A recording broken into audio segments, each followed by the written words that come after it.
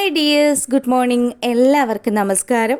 മൗനരാഗം സീരിയലിൻ്റെ ഇന്നത്തെ വിശേഷത്തിലേക്ക് എല്ലാ കൂട്ടുകാർക്കും സ്വാഗതം കേട്ടോ. അങ്ങനെ കാർത്തികയും അവളുടെ അമ്മ ലക്ഷ്മിയും കൂടി ആ റെസ്റ്റോറൻറ്റിലിരിക്കുന്ന സമയത്താണ് നമ്മുടെ വിക്രത്തിൻ്റെ വരവ്. വിക്രത്തെ കണ്ടപാടെ തന്നെ അമ്മയും മോളും പരസ്പരം ഒന്ന് നോക്കി. അവിടെ നിന്ന് ചാടി എഴുന്നേറ്റ് സാരി തലപ്പൊക്കെ കൊണ്ട് മുഖമൊക്കെ മറിച്ച് നമ്മുടെ ലക്ഷ്മിയമ്മയും കാർത്തികയും കൂടി അപ്പുറം ഒരു ഓരത്ത് മാറി നിൽക്കുക. ഈ സമയം വിക്രം നേരെ കയറി പോകുന്നത് ആ റെസ്റ്റോറൻറ്റിലെ വാഷിംഗ് ഏരിയയിലേക്കാണ്.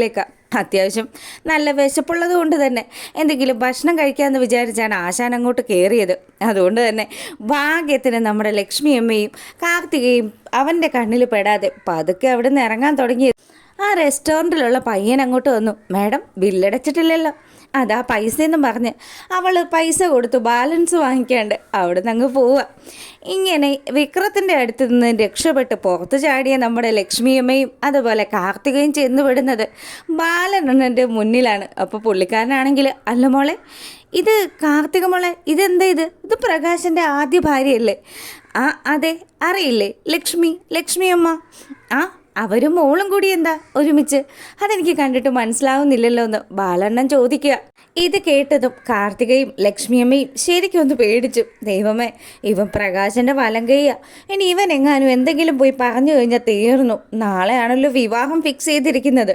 വിവാഹത്തിന് ശേഷം മാത്രമേ താൻ ആരാണെന്നുള്ള സത്യം പ്രകാശം മനസ്സിലാക്കാവുള്ളൂ എന്ന് നമ്മുടെ ലക്ഷ്മിയമ്മയ്ക്ക് നല്ല നിർബന്ധമുണ്ട്. അതുകൊണ്ട് തന്നെ ലക്ഷ്മിയമ്മയും കാർത്തികയും കൂടി നമ്മുടെ ബാലനോട് പറഞ്ഞു, അതെ, ഞങ്ങളിപ്പോൾ ഇവിടെ ഒരുമിച്ച് കണ്ട കാര്യം ഇയാൾ വിക്രത്തോടും പ്രകാശിനോടും ഒന്നും പറയാൻ നിൽക്കണ്ട.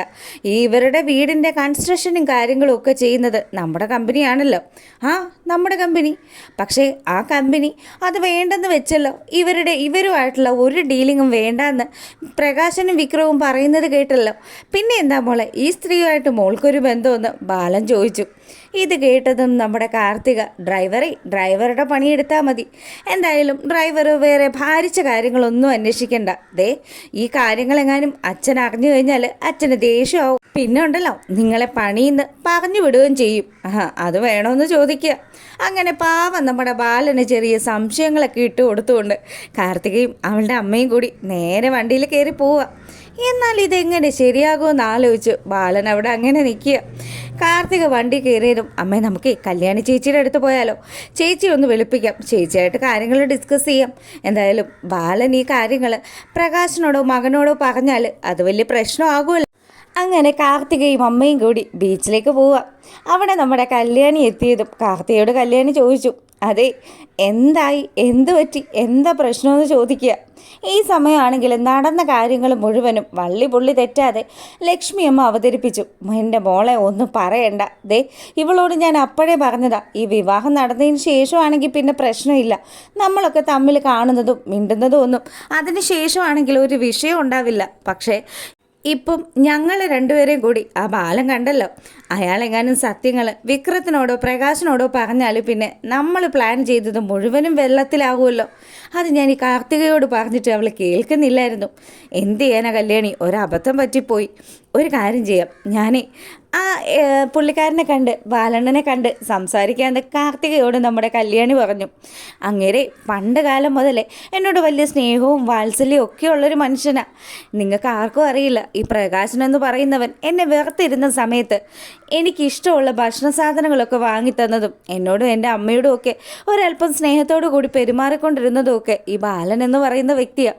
അതുകൊണ്ട് ബാലമാമൻ ഒരിക്കലും നമ്മളെ ചതിക്കില്ല. ഞാൻ പോയി ബാലമാമൻ്റെ അടുത്ത് സംസാരിച്ചോളാം. അങ്ങനെയാണെങ്കിൽ നീ വേഗം ഒന്ന് പോമോളെ, എന്നാൽ മാത്രമേ എനിക്ക് സമാധാനം ആകുള്ളൂ. ചേച്ചി സമാധാനപ്പെടുന്നു പറഞ്ഞ് കാർത്തികയെ ആശ്വസിപ്പിക്കുക നമ്മുടെ കല്യാണി. അതിനുശേഷം കല്യാണി നേരെ പോവുക ആ റെസ്റ്റോറൻറ്റിലേക്ക്. അവിടെ ഫ്രണ്ടിൽ തന്നെ നമ്മുടെ ബാലൻ അങ്ങനെ നിൽക്കുക. അങ്ങനെ ബാലൻ ആ കല്യാണിയുടെ കാറ് കണ്ടതും, കല്യാണി മോളുടെ വണ്ടിയാണല്ലോ. ആഹാ, കല്യാണി അതിൽ നിന്ന് ഇറങ്ങി നേരെ ബാലമാമൻ്റെ അടുത്തേക്ക് വന്നു. ബാലമാമ, എന്തുണ്ട് വിശേഷം? ഓ, എന്തു പറയാനാ മോളെ, ഇവിടെ അഹങ്കാരം തലയ്ക്ക് പിടിച്ച ഒരു അപ്പനും മകനും ഉണ്ടല്ലോ. ഇവറ്റകളുടെ കീഴിൽ ഇപ്പം ജോലി ചെയ്യേണ്ടി വന്നു. അതാണ് എനിക്ക് ഏറ്റവും വലിയ സങ്കടം. ഇപ്പം തന്നെ ആ അഹങ്കാരി അവൻ ആ വിക്രം ഉണ്ടല്ലോ, അവൻ ദാ അത് അങ്ങോട്ട് പോയിരിക്കുക വെട്ടി വിഴുങ്ങാൻ വേണ്ടിയിട്ട്. ഞാനും അവനോട് പറഞ്ഞതാ മോളെ, ഭക്ഷണം കഴിക്കാനാണെങ്കിൽ ഞാനും വരാമെന്ന്. അതിനവൻ ഇനി എന്നെ പറയാനൊന്നുമില്ല, വലിയ മുതലാളി ചമയലാണെന്നൊക്കെ പറഞ്ഞു. മോളെന്താ എവിടെയെന്ന് ചോദിക്കുമ്പോൾ ബാലമാമനെ കാണാൻ വേണ്ടി തന്നെയാണ് വന്നത്. എന്നെയോ, എന്ത് പറ്റി മോളെ എന്ന് ചോദിച്ചു. അതെ, ഇപ്പം കാർത്തിക ചേച്ചിയെയും ആ ചേച്ചിയുടെ കൂടെ വന്ന ലക്ഷ്മി മേഡത്തെയും ബാലമാമ കണ്ടില്ലേ? ആ കണ്ടു. എൻ്റെ മോളെ ഞാൻ അങ്ങനെ ആലോചിക്കുമായിരുന്നു. കാർത്തികയുടെയും അതുപോലെ തന്നെ ലക്ഷ്മിയുടെയും ആ ഒരു നിപ്പും ഭാവവും ഒക്കെ കാണുമ്പം ശരിക്കും എനിക്ക് എന്തൊക്കെയോ സംശയങ്ങൾ തോന്നുക. ബാലമാമനായതുകൊണ്ട് മാത്രം ഞാൻ എല്ലാ സത്യങ്ങളും മാമനോട് തുറന്നു പറയാം. ആരോടും ഈ കാര്യങ്ങളൊന്നും ഡിസ്കസ് ചെയ്യരുതെന്ന് പറഞ്ഞു. കല്യാണിയാണെങ്കിൽ നമ്മുടെ ലക്ഷ്മിയമ്മയും കാർത്തികയും തമ്മിലുള്ള ബന്ധം പറയുകയും പ്രകാശനിപ്പം കല്യാണത്തിന് വേണ്ടി ഒരുങ്ങുന്നുണ്ടല്ലോ, അത് ഈ നിൽക്കുന്ന ലക്ഷ്മിയമ്മയെ കല്യാണം കഴിക്കാൻ വേണ്ടിയിട്ടാണെന്ന് കൂടി ബാലമാമനോട് നമ്മുടെ കല്യാണി പറയുക. ഇതൊക്കെ കേട്ട് കഴിഞ്ഞപ്പം ബാലനാണെങ്കിൽ ഷോക്കായി. എൻ്റെ മോളെ, എന്നാലും ഇതിപ്പം വലിയ കഷ്ടമായല്ലോ. ഇതൊക്കെ അറിയേണ്ട ആ പാവൻ രാജപ്പൻ 10-15 ലക്ഷം രൂപയാണ് മുടക്കി കളിച്ചിരിക്കുന്നത്.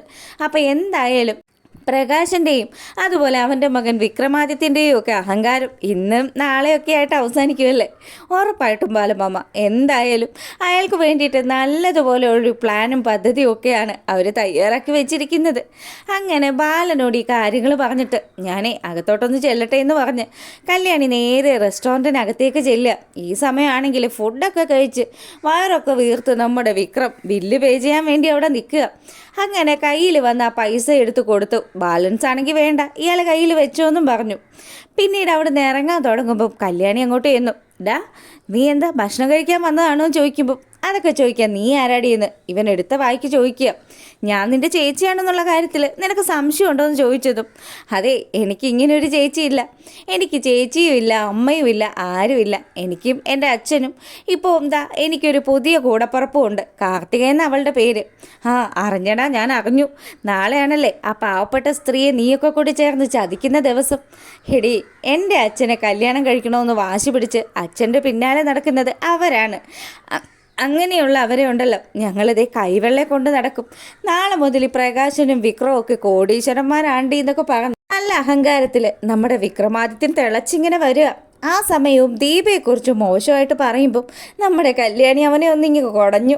കല്യാണിയുടെ പിടുത്തത്തിനടിക്ക് നമ്മുടെ വിക്രമാണെങ്കിൽ ഡീ നിൻ്റെ തണ്ടും തൻ്റെ ഇടമൊക്കെ നിൻ്റെ ഭർത്താവുണ്ടല്ലോ ആ ഡിങ്കൻ, അവൻ്റെ അടുത്ത് എടുത്താൽ മതി, അങ്ങ് മാറി നിന്നോണമെന്നും പറഞ്ഞ് വലിയ ഷോയൊക്കെ ഇറക്കി ആശാൻ അവിടെ നിന്ന് നേരെ ഇറങ്ങുക. അങ്ങനെ പോയി ബാലനോട് കുറച്ച് തത്വങ്ങളൊക്കെ അടിച്ച്, ബാല, നീ ഇനി എന്തായാലും എന്നെയും എൻ്റെ അച്ഛനെ സാറേന്ന് വിളിച്ചേ പറ്റുള്ളൂ, ഞങ്ങളുണ്ടല്ലോ അതുപോലെയാണ്, മുതലാളിമാരാണെന്നൊക്കെ പറഞ്ഞ് വലിയ പൊങ്ങച്ചവും വീമ്പും ഒക്കെ ഇളക്കി നിൽക്കുമ്പോൾ ബാലണ്ണൻ മനസ്സുകൊണ്ട് ചിരിക്കുക. നാളത്തെ കൊണ്ട് ഇതിനൊക്കെ ഒരു തീരുമാനമാകുമല്ലോ. നീ നിൻ്റെ അച്ഛനും സ്വപ്നം കാണുന്ന വിവാഹം നടക്കില്ലല്ലോ, നീ ആ രാജപ്പൻ്റെ തല്ല് കൊള്ളാതെ നോക്കിയോ മോനെ എന്നൊക്കെ ആശാൻ ഇങ്ങനെ ആലോചിച്ച് നിൽക്കുമ്പം, അല്ല എന്താണ് തനിക്കൊരു ആലോചന, താൻ എന്താണോ എന്നെ ആക്കുന്നതാണോ എന്ന് വിക്രം തിരിഞ്ഞു എന്ന് ചോദിച്ചു. ഞാൻ ആക്കാനോ വിക്രം സാറിനെയോ? എൻ്റെ പൊന്നു സാറേ, ഞാൻ അങ്ങനെയൊന്നും മനസ്സിൽ ചിന്തിച്ചിട്ട് പോലും ഇല്ല എന്നൊക്കെ പറഞ്ഞ് നിൽക്കുക. എടോ, ഞാനും എൻ്റെ അച്ഛനും ഒക്കെ കോടീശ്വരന്മാരാടോ.